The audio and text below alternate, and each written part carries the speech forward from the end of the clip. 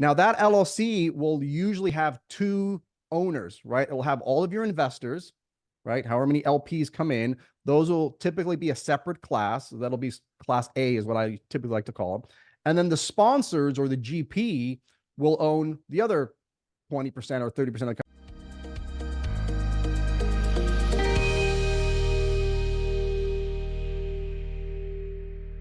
This is your daily real estate syndication show. I'm your host, Whitney Sewell. We are back with our guest today, Mauricio Rauld. I hope you listened yesterday, but we're diving in today further on the entity formation, asset protection, estate planning, but today for the operator, the syndicator. There's many of mistakes that he often sees, when syndicators are setting up their entities, or they're buying a large piece of real estate and they don't have the classes set up correctly, or they don't have entities, in the right place in this structure. And you are going to hear that laid out today. Welcome back to the show. Grateful for your time. I want to encourage listeners to go back and listen to yesterday's segment in case you didn't, where he was much more focused on the passive investor and thinking about the entity formation, asset protection, some estate planning stuff that all passives need to know. Hopefully before you even invest in your first syndication, or even if you've invested many times, there may be some things in there that, hey, you need to go think about how those things are structured for you and your family.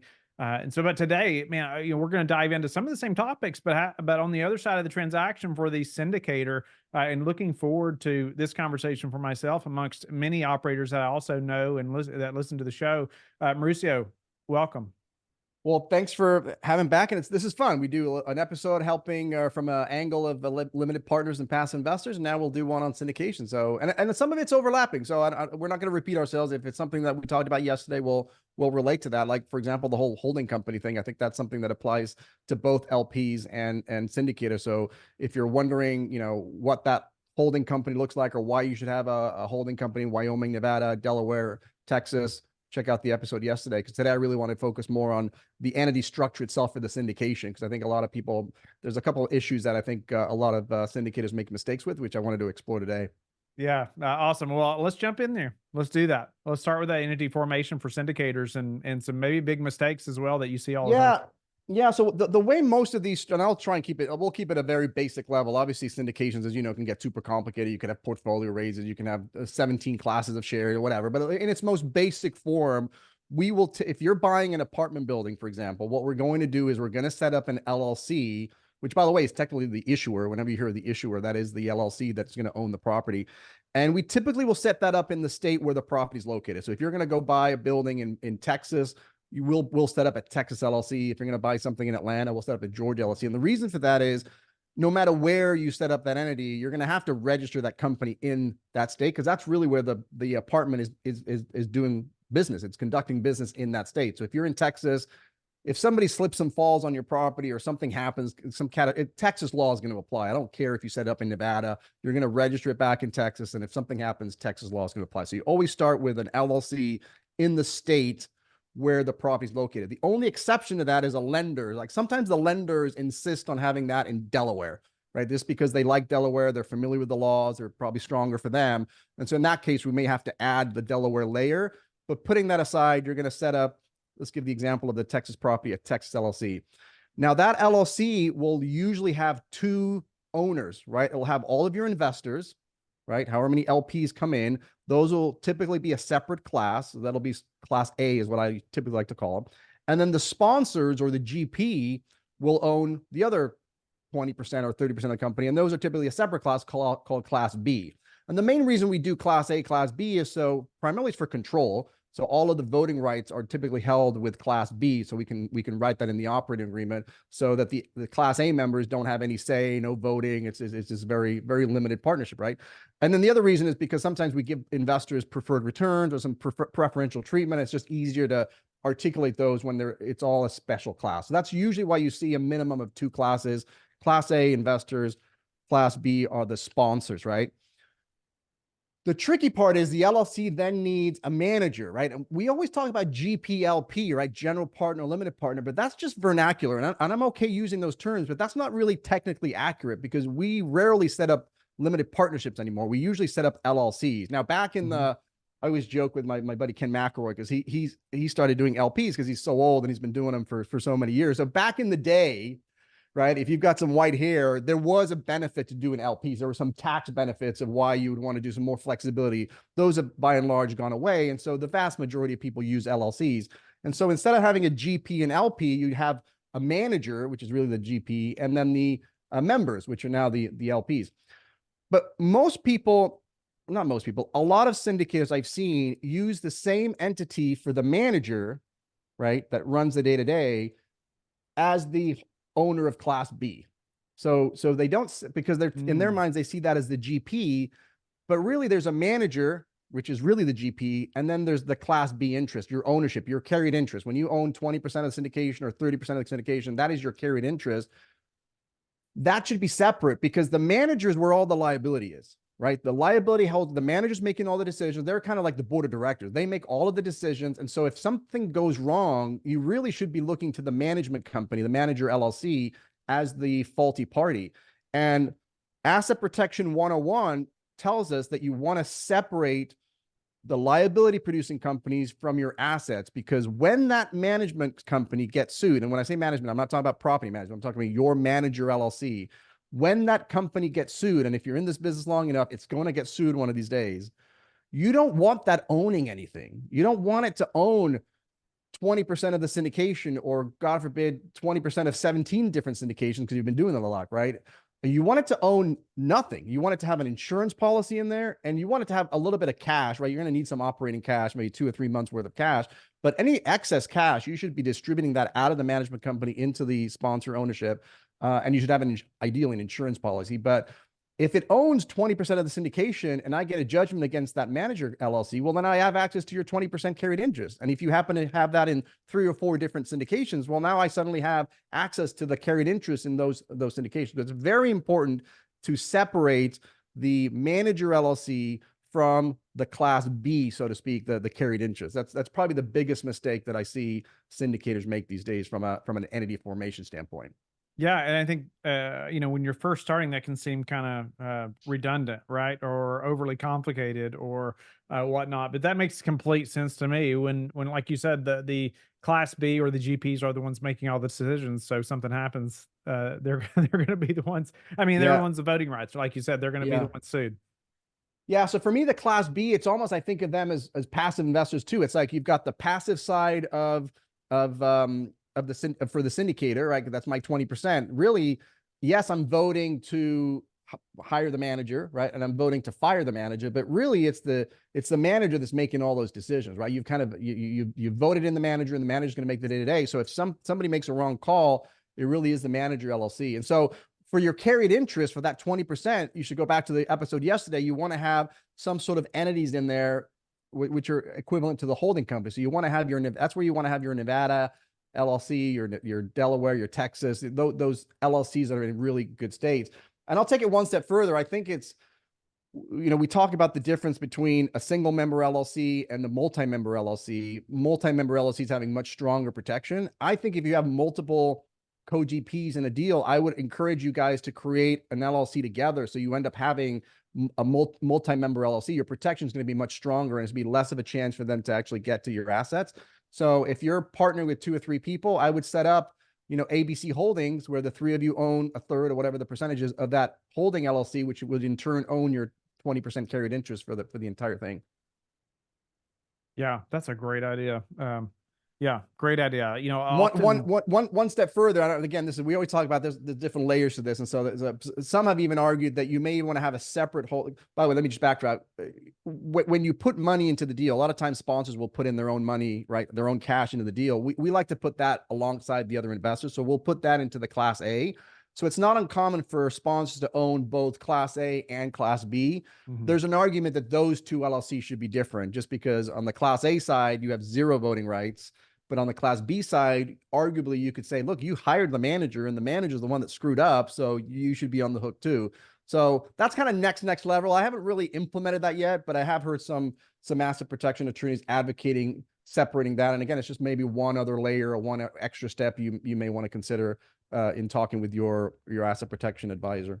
That's interesting. I was thinking about even the conversation we had in the last show, around this holding company, right? Well, I have a holding company that I invest passively with.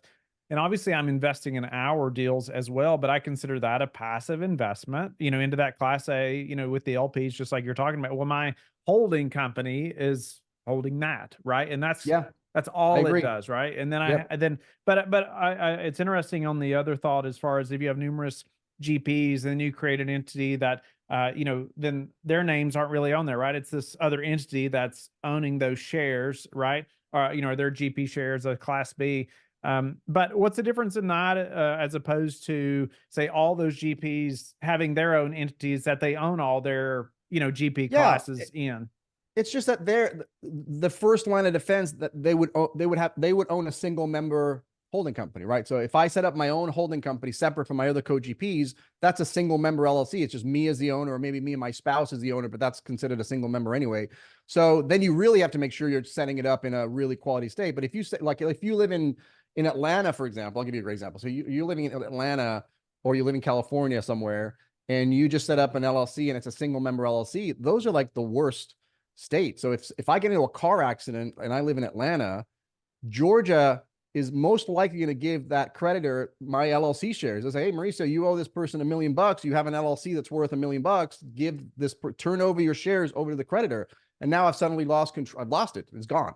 Right. Versus if you're in a state that limits your remedy to a charging order, well, I don't get your shares. I don't get management of your shares. I just get the distributions that you get. With a multi-member, it's just much stronger. Like the majority of states, I think it's 25, 26 of the states extend this charging order protection to multi-member. So it's just a stronger chance of you surviving that attack if you're in a multi-member LLC versus a single member. In fact, a lot of people advocate to even if it's a single member, to try and get somebody in there at 5% or something, a legitimate person who actually invests and is a legitimate 5% owner, but so you can make that a multi-member, because again, multi-members are generally stronger than single members. Let's before we get too low on time, I want you to be able to talk about asset protection. I know we're talking about that a little bit anyway, but like estate planning, thinking through that, some of that, for the syndicator, as we get into more and more deals, right? It's like over a number of years here, and really a short period of time, it's like, well, all of a sudden we own lots of those class B shares, right? Or those GP shares across a number of deals. What should the syndicator be thinking about as far as, estate planning, asset protection? Yeah, I mean, the book, the legal strategy for everyone, we talk about a lot of things. There's asset protection, estate planning, how to work with the lawyers, a bunch of, how to raise capital. But on the estate planning side, it's interesting because, especially if you have kids, I think the title was something like don't leave your kid hanging and let the government tell you what to do. Because literally, if you don't have a will, for example, right, everybody should have a will. People think they don't have wills. In fact, I thought a statistic, I think 40% of Americans don't have a will.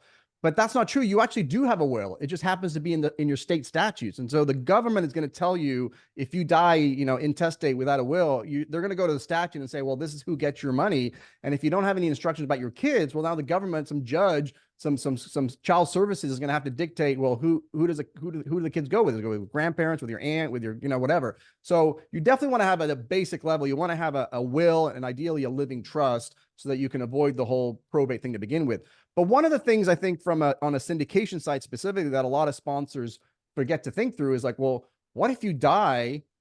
I know it's not something you want to think about. Actually, we call it a demise because it sounds better. But what if you die in the middle of a syndication? So like now, if you have partners, that's fine. But if you're the only person that's running, you're a single sponsor person, and something happens to you, you don't even have to die. You're incapacitated. You're in the hospital. Who is taking over your responsibilities? Because if you don't have a plan that's outlined in the PPM, it's most likely going to default to the estate plan. So again, let's go back to the 20%, right? The carried interest. That LLC or the owner of that 20% generally controls the whole thing. They hire and fire the manager. So if I die without instructions and now that 20% goes to my family and now my wife owns that 20. So now my wife is in charge. And she doesn't know anything about syndication. You don't know the first thing about running an operation, but now my wife is the person who's in charge. The manager has passed away because I'm also the manager. So now I got to go hire a manager. Is my wife going to be the one to hire the manager and take over that? Or should I have some process in place where, hey, if I die, I'm going to hire, John, I'm going to call Whitney, who's my buddy, and Whitney's going to come over and he's going to take over the management because he's agreed to ahead of time. And we're going to pay Whitney. He takes over the management fees and all that stuff. So having a plan in place, that's all going to be found in the operating agreement. of what happens. But if you don't put anything in there, it's going to default to whatever estate plan the sponsor has. And sometimes they don't have an estate plan. So literally the state, you're going to figure out, well, who gets that 20% control, because whoever gets that 20% control is going to control the whole thing. So wise. Think about, hey, if even if you think you don't have a will, there is a will for you. Right. That is Oh true. my goodness. If you've not written it down, somebody else has written it down for you. And you're, it's the last thing you want for your spouse as well, right? During that time, as if that time's not going to be hard enough, is for them to have to go figure this out. Yeah, yeah, and your living trust too, by the way, because especially if you're a real estate investor and you have, a lot of us have real estate in multiple states. So we're talking about different. I mean, that estate becomes really, really complicated. And if you don't have a living trust where you've spent a little bit of time ahead of time thinking through that, having an attorney drafted documents, then it's going to go through what's called a probate process, and it might take a year to a year and a half. I mean, most of them won't take that long, but if you've got real estate in multiple states, it could be 2 years before your assets get distributed to the people that your kids and your wife, or however you've decided to do it. So spend the time, spend the money to set up an estate plan, which is not just a will and a living trust, but it's actually, when I did mine, I was actually pretty shocked because I'm not an estate planning attorney. I literally got, I think, 11 documents, right? Because it's not just the will and the trust, but it's also your medical power of attorney, your financial power of attorney. It's like, because look, you pass away, you still got to pay your mortgages. You still got to pay your bills. So who has legal authority over your bank accounts? You got to think through all these things, and bypassing that whole probate so that it happens instantly, it just makes you and your family sleep well enough, but also your investors. Your investors should know what's going to happen if, something terrible happens and that leads to your demise. How do we find that attorney that can do, say, living trust, or those however many documents there that you talked about we needed? Give them a little guidance there on. Yeah. Can anybody do that? So lawyers are like doctors, right? You have your general practitioner, right, as a doctor, but then if you have a heart problem, they're going to send you to a cardiologist, right? If you have this problem, they're going to send you an orthopedic or whatever. And the same thing with us. Like, I'm a securities attorney, so I'm the one that helps, folks like you, Whitney, raise capital, but I'm not an estate planning attorney. You're going to need an estate planning attorney to go set up your will and trust. Now, I'll do a little mini plug here, but we did form our own separate law firm with one of our great providers called Premier Guardian. And at that firm, we have estate planning attorneys that can set it up. So if you guys are interested, I'll let you know how to get there. But it's the estate planning attorney is the type of attorney that you need, not Susie Orman, not what's his other guy's name? Anyway, Dave Ramsey. Not Dave Ramsey's. For that, you need an estate planning, and they're not that crazy expensive. They're like $3 or $4 grand or something to set it up properly, and you end up with a nice big binder. You end up with 11 or 12 documents. So if you're incapacitated in the hospital, who's got the authority to make decisions, even just a life, like, do you pull the plug or not? You want to have that information. But for me, the most important part was who takes care of the kids. Like, where do you want, especially if you and your spouse die together in a plane or whatever, who gets the kids? Is it your parents, their parents, your aunt, your brother? Like, who gets those? And then if you have an insurance policy, right, that's the big one. If you have an insurance policy or you have all these assets, how do you pass those assets to your kids? Do you just give them a bunch of millions of dollars when they're 7 years old and good? Or do you have some plan where you start parsing out some of that wealth and maybe you put some conditions on it or whatever, but you want to be in control of that. You don't want to leave that up to the government to figure out how that all gets distributed. Any other big mistakes that you would highlight that you see operators, syndicators make? All the other ones, obviously, on the security side. I mean, there's so much going on right now. I think the biggest mistake I'm seeing operators in general making now is just it's hard to raise capital these days. We were talking about this offline, right? It's just the transaction volume's down. The investor just spooked. So it's a hard time to raise capital. And so there's this tendency now for people to start partnering up together and really trying to bring people on to their teams exclusively to raise capital. And you've just got to remember that in order to raise capital for other people, you need a license. It's called a broker-dealer license. Just like you need a law license to practice law or a medical license to practice medicine. In order to raise capital, you need a broker-dealer license or you need an exemption. And most of us, like yourself, I'll give you a great example. The general rule for you is you're raising money for others. You're raising money for your syndication LLC. So you have to either have a broker-dealer's license or you need an exemption, and you rely on what's called the issuer exemption. So that's cool. You do all the stuff. You do the underwriting, you do all the substantial duties, and you get paid to do the syndication. But the minute you bring in somebody else to just raise capital for you and you give them a share of the GP contingent upon how much money they raise, now you become a broker dealer, or you need a license, and you don't have that issuer exemption because you're not primarily in the business of running the syndication. You're primarily involved in bringing in the capital. And what everybody forgets is that all of those emails that are going back and forth. Hey, I can bring in this money. Oh, that would be awesome. I'll give you 5%. No, I want 10%. Okay, but about 7.5. All of those emails are not privileged. So if this ever becomes an issue and investors lose money and they start doing an investigation, all of those email communications are going to be able to see them. So when you're trying to argue that you weren't brought in to raise capital, but the emails say otherwise, you're going to be in a world of hurt.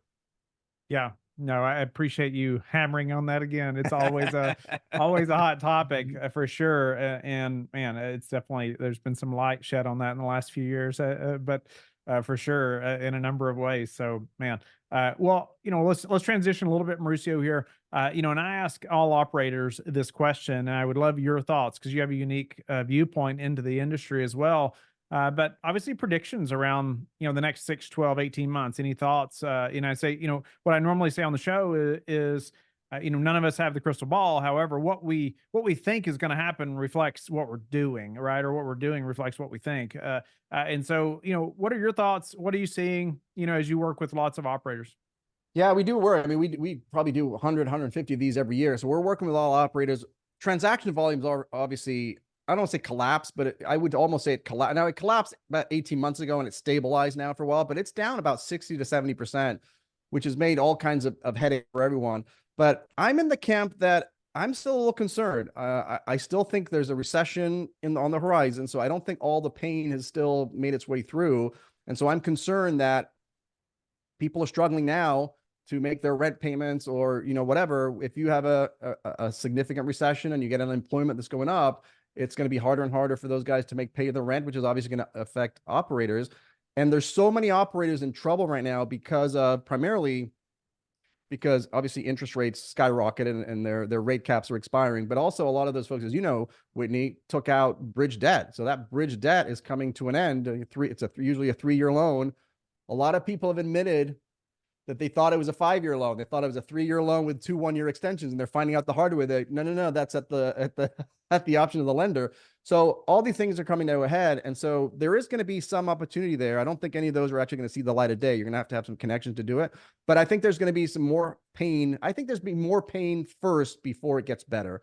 And I think this is the year where you're going to have whatever's going to shake out. I think it's going to happen in 2024. I don't think interest rates are going to come down significantly unless there's a dramatic thing. And so if interest rates do get down to like 0, it's not going to be a good thing. It's not going to be like the Fed just like, oh, let's just get it down. It's going to be because there's some, some banking crisis, something that's similar to 08. And that's why interest rates are at 0. But that doesn't mean you're going to be able to go out and get a 30-year loan or a 15-year loan at 2% interest rate. So I think there's more pain ahead, but I'm just ready for it to happen. Like I was hoping it would happen last year. I just wanted to shake it out at whatever's going to come. I want it to happen so we can start the new cycle, because right now, our practice certainly, and I've talked to my colleagues and even syndicators, they're just sustaining until that next leg up. And I just hope we get there this year and not have to do that. What are they calling it? Thrive to 25 or whatever it's called. Survive till 25 or something. I'm like, I just want it to happen this year so we can start towards the end of the year, just starting that new cycle, have people come out of the woodwork. You guys haven't made a ton of transactions. Start having you guys make more transactions and start getting back into acquisition mode, because right now people are struggling. What's your best advice for passive investors right now?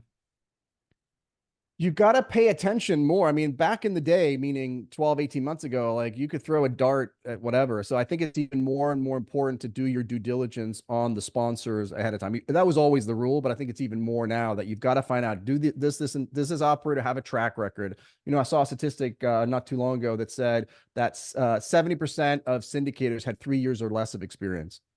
And I think that's 70% of over the last 3 or 4 years, 70% of syndicators had less than 3 years of experience, which is one of the reasons I think there's a lot of issues going on, because they just don't have the experience. They've been going to these courses, they've been studying, and then they get thrown into the wolves. And when things are going great, it's fine. And to be honest with you, it's not that hard to acquire the assets. What's hard is actually asset managing and making sure it works. And I think people are finding it the hard way, that it's not just about acquisitions. So as a passive investor, I just think it's super important to make sure what's their track record. Have they been, through cycles before? Did they go through the 07, 08 crisis? Who's actually going to be asset managing?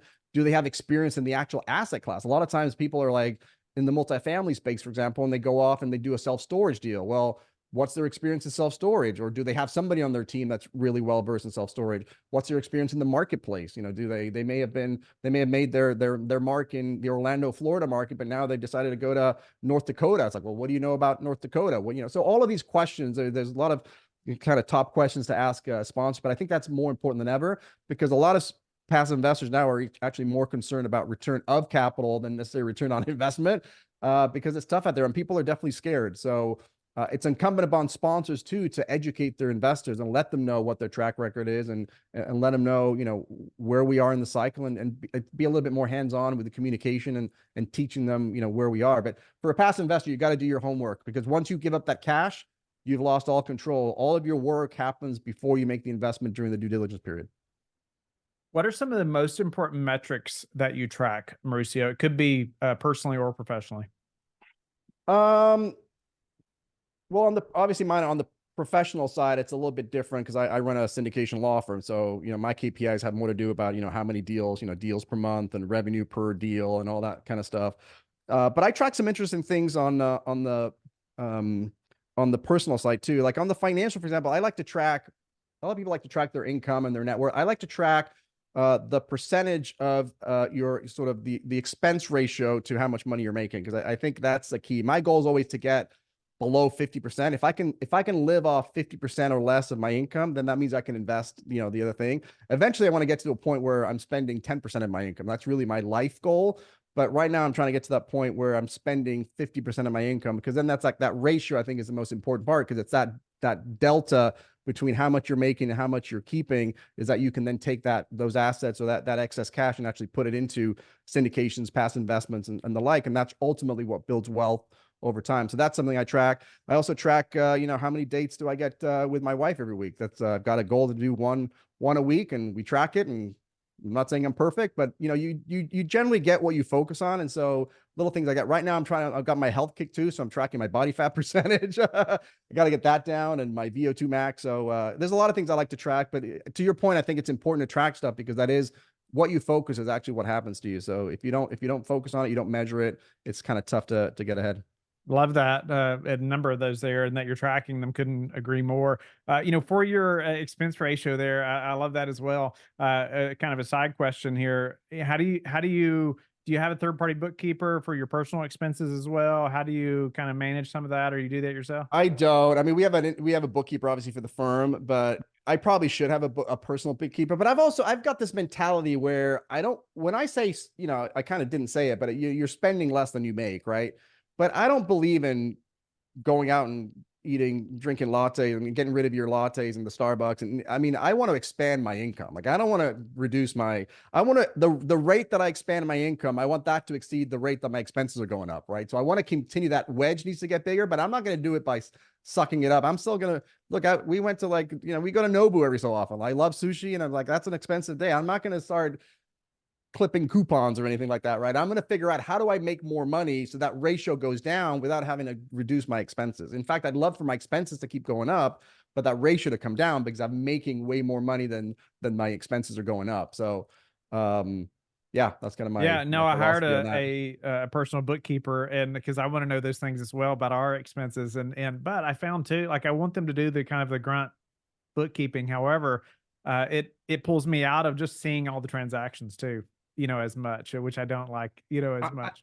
I mean, we don't have any crazy, we don't go on a lap, and we have a pretty consistent lifestyle. We don't live a crazy lifestyle. And so I literally it's like to the penny, like this is how much money goes into this specific account. And I've just learned that's how much money I know we spend every month. And I don't really track it. I just know that when those 30 days are up, that number is going down to zero, and I got to replenish it with another set, right? So I have an idea of how much we're spending. So now it's just a question of, well, how much are we bringing in? And that's how I figure out the ratio. And I'm really focused on figuring out, especially on the business side, like, how can we add more value to syndicators? Can we start offering them, estate planning and asset protection and tax help and pitch decks and all these other things is what I'm working on. Courses, fund and funds things, so that we can expand the revenue, because I like to focus on that versus trying to figure out how to save a few bucks by skipping Starbucks. How do you like to give back? We love charities. We just one of our favorite charities, actually, thanks to my wife, is the Tim Tebow Foundation. I know Tim Tebow's just got an amazing foundation that helps child trafficking. So that's kind of one of our passions, and we just made some contributions to Tim. So eventually, I want to have my own foundation, but it's just so complicated right now. It's really more of a dollar contribution. But eventually, I'd like to get more involved in that and having my own thing. And I've seen a lot of sponsors, and you're among those as well, that will have their own events, right? And they'll put up their own charities. And I think that's really cool. Right now, from a time perspective, it's really just check writing. Yeah. Well, Mauricio, grateful for your time again, and even giving back to us today and the syndicators that are listening, and even passive investors. But man, thinking through the entity formation, of a syndication can seem quite complicated, but I think you just kind of got rid of a couple of those big mistakes that people are often making today, and thinking through, man, those classes of investors and who has the voting rights, and the importance of having an entity or another entity there for those Class B managers, right? Or the managing entity. And so grateful again for your time. How can the listeners get in touch with you? How can they learn about your book as well? Yeah, so the book is Legal Strategies for Everyone. And I set up a website, which, guess what it is? legalstrategiesforeveryone.com. So I think the book comes out first week of March. So it talks about 4 or 5 different topics. And then if you need to get a hold of me personally, just go to askmauricio.com. And I'm really focusing a lot this year on my YouTube channel. I've got about 300 videos there right now. So pretty much every topic I can even think of is on there. So just Mauricio Rauld is my YouTube handle. And if you get value there, I would love a subscribe, because I've got some hefty tracking numbers. I got some hefty tracking numbers on the YouTube channel as well.